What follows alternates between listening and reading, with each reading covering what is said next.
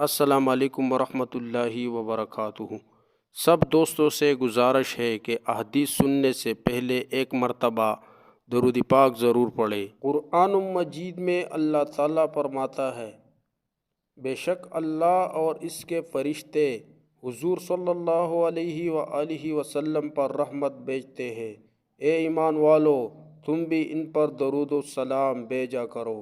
اللہم صلی علی محمد وعلی آل محمد کما صلیت علی ابراہیم وعلی آل ابراہیم انک حمید مجید۔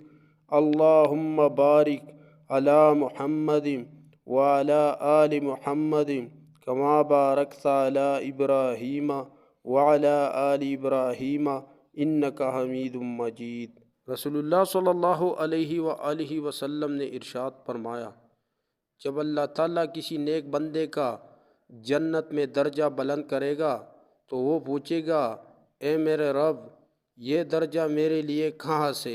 اللہ تعالیٰ فرمائے گا، تمہارے حق میں تمہارے بیٹے کی دعا مغفرت کی وجہ سے۔